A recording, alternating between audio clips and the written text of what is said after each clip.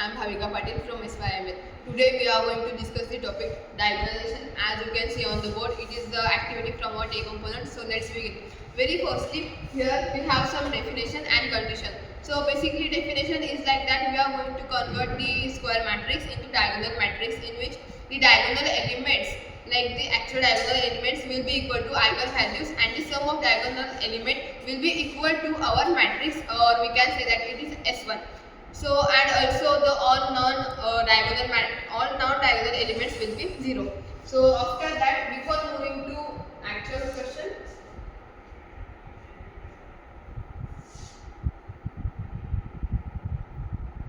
firstly let's go through the steps. As you can see here, this is our basic condition that P inverse minus AP equals to T, in which P inverse is a invertible matrix, and that is important because if we don't have the P that is invertible matrix, we will be not able to find the diagonal matrix.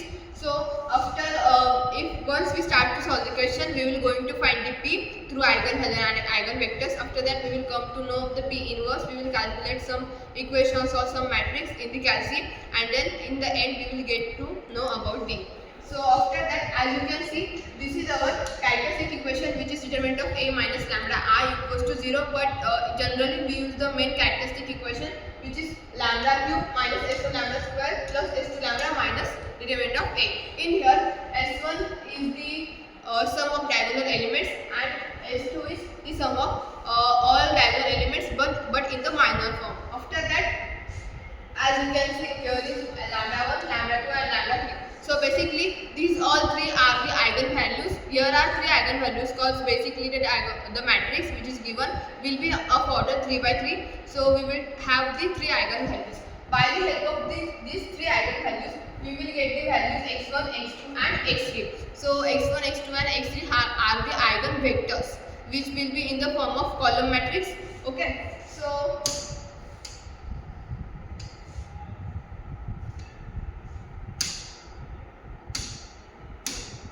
after that, here you can see P equals to x1, x2 and x3 in the row form. So basically x1, x2 and x3, it will be in the matrix form of 3 by 3 because x1, x2, x3 here they are looking in the row form, but in actual they will be in column matrix. So we will get the P from here. After that, there will be a P inverse. So basically P inverse we will find it through the Calc, or we can use the Cayley-Hamilton theorem also in that.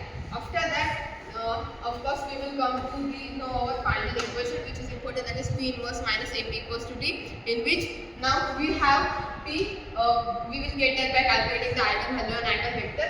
After that, so P we have A is already given, and remaining P inverse we will calculate that by help of Calc or by the help of Cayley-Hamilton theorem. So then we will get the diagonal matrix, and if you want to check that if our diagonal matrix is right or wrong, we can simply check the diagonal elements. Diagonal elements will be equal to our eigenvalues, and the sum of diagonal elements will be equal to our determinant of A. That's all for theory. Now let's move to the example. In this question, as you can see, here we need to find the model matrix P and P inverse. For that, first we will check if A matrix is diagonalizable or not. So firstly we will use the characteristic equation, which is A minus lambda I equals to 0. But this is our characteristic equation, but we are going to use the general characteristic equation, which is lambda cube minus S1 lambda square plus S2 lambda minus determinant of A equals to 0. Here S1 is the sum of all diagonal elements and S2 is the sum of all minor of diagonal element. So we have already calculated the S1, S2 and determinant of A. So basically S1 is 6, S2 is 11 and determinant of A is also 6. By moving to next part, now we will put all the three values in our general characteristic equation. Now the equation will become like lambda cube minus 6 lambda square plus 11 lambda minus 6 equals to 0. Now we will use the Calc to solve this equation, and now after solving in Calc we will get the three values of lambda, because here the highest power of our equation is 3. So because of that, our values are lambda 1 equals to 1, lambda 2 equals to 2 and lambda 3 equals to 3. So now, these three are the eigenvalues of our given matrix or equation, we can say. Now by the help of these three values, we are going to calculate the eigenvector in the form of x1, x2 and x3, which will be the column matrix for our equation. So now for lambda 1 equals to 1, we will correspond this value to our equation, which is a minus lambda I into x equals to 0. We will correspond the lambda 1 equals to 1 to this relation and then calculate the eigenvector, which will be x1. So now by putting the a here, a is 4 minus 2 minus 2 0 1 0 1 0 1. After that, here lambda 1 equals to 1, so we will not write all that things, we will just consider the identity matrix, which is 1 0 0 0 1 0 and 0 0 1. After that, here x will be x1, x2 and x3, and this all will be equal to 0. Now after solving this, we will get the equations. From that, we are going to have a matrix such that 3 minus 2 minus 2 0 0 0 1 1 0 and x1 x2 x3 0 0 0. Now in this first, we will check if the rows are dependent or independent. By that, after checking that, we will consider any two rows if all the threes are independent. So we are considering R2 and R1. By that, we can get the equation like 3x1 plus 0x2 plus x3 equals to 0, and the R1 R2 will be 2x1 plus 0 x2 and 0 x3. Now we have these two equations. By solving these two equations by Cramer's rule, we will get the x1. So let's move with the Cramer's rule.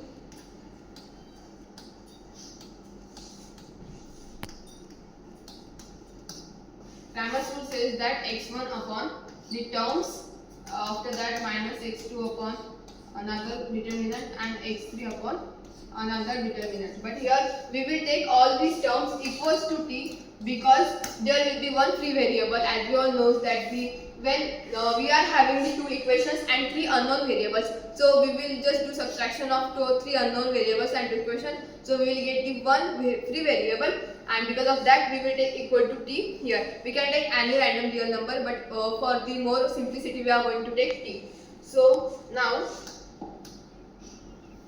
by the help of equation, we will fill this determinant and get the answer. So for x1, we will just consider these two sections. So we are gonna write like 0, 1, 0, 0. After that, for x2, we are gonna hide this and only gonna take this and this. So it will be like 3, 1, minus 2 and 0. So we will do same for x3 and it will go like 3, 0, minus 2 and 0. So now by solving this further, we are going to have values like x1 will be equal to 0 and x2 will be equal to minus 2t and x3 equal to 0. Now we will put these three values in our column matrix. So matrix will look like x1 equals to 0 minus 2t 0. Here we will take t equals to 1. So put t equals to 1 in matrix. Okay, after putting t equals to 1, we will get matrix as x1 equals to 0 minus 2 and 0. This is our first eigenvector, which is x1. We will repeat the same process for remaining two eigenvalues, which are for lambda 2 equals to 2 and lambda 3 equals to 3. So by doing the same process, we are gonna find the values for these two. So I will directly write the answers now. So basically, our x1 is 0 minus 2 0 and similarly x2 will be 1 2 2 and x3 will be minus 1 1 and 1. So these 1 2 and 3, these are our eigenvectors which we are gonna need. So we will put all these three in our P, which is the Moodle matrix. So by putting this in P, we will get the Moodle matrix, which is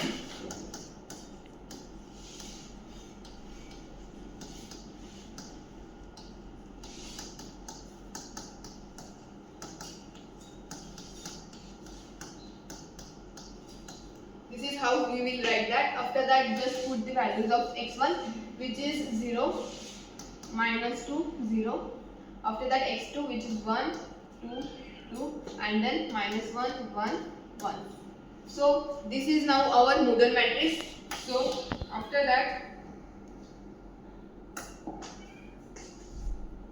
to find P inverse, we have two options. We can directly use the Calci, or we can go through Cayley-Hamilton theorem also, but we will just use our time. So by saving our time, we will go through the Calci. After solving in Calci, you can do that. So we will get the value of P inverse, which will be equal to,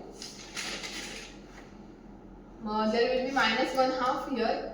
When you will solve, you will come to know that.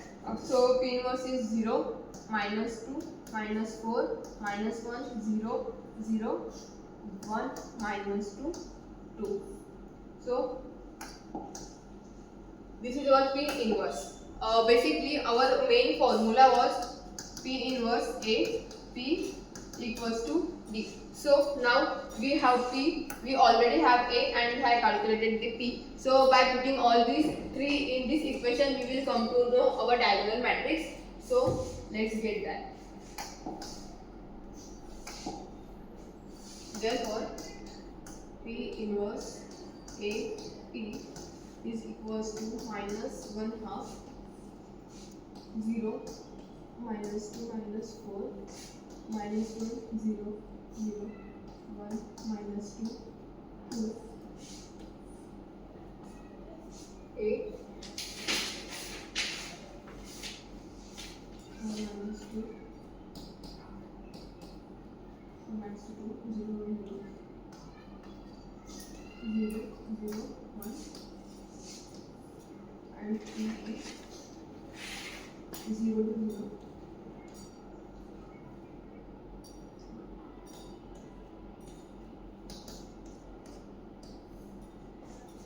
This is how it will look. By solving all the three matrices, we will get the diagonalizable matrix. So firstly, the right way of doing multiplication is, first we will take these two matrices, we will do multiplication of these two. After that, we will get some answer. So we will multiply that answer with this matrix. Okay, so we can do this in Calci also. So we will refer the Calci instead of solving every number one by one. So direct answer from the Calci is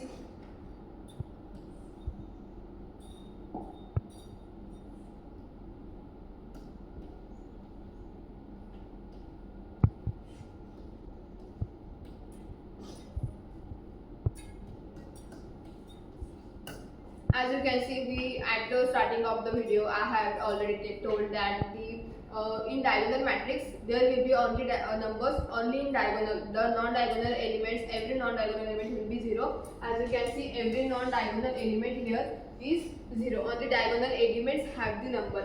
So this is our diagonalizable matrix. After solving all these questions, we are at the conclusion that P inverse A P equals to D. It proves that the matrix is diagonalizable. our first question was that show that the A matrix is diagonalizable or not, and after that we need to find the P and P inverse, which are the modal matrix. We have find the P inverse. We have we directly calculated P inverse from the calci. We can also use the Cayley-Hamilton method. Also, to get the answer that if the matrix we have taken this is if it is right or wrong, to get to know that we can simply use that eigenvalues. Every eigenvalue will be here in a diagonal. Like we can say that diagonal matrix will be equal to lambda 1, lambda 2 and lambda 3.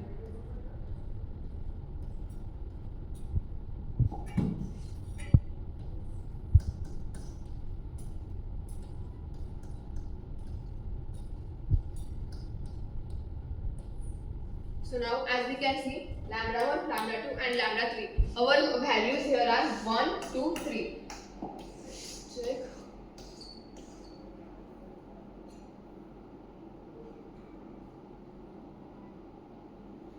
So here lambda 2 is 2, lambda 2 is 2, lambda 3 is 3 and lambda 1 is 1. Here these three are the eigenvalues, and in our matrix we can see that these three values are the diagonal elements in our diagonalizable matrix.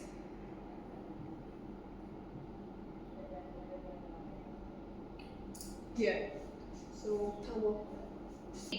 So we have solved the equation of the whole question. First we gone through the characteristic equation, then we find the eigenvalues. By the help of eigenvalues we got the three eigenvectors. Okay, so by the help of these three eigenvectors we calculated the P, which is equals to this, as you can see. After that by the help of calculator we find the P inverse. After finding the P inverse we put all the three matrices in this equation in this form. After solving the three matrices in multiplication by the help of calci, we come to know at this point that where all the non-diagonal elements are 0 and the diagonal elements are equal to eigenvalues in sequence. So yes, that's all for today. Thank you.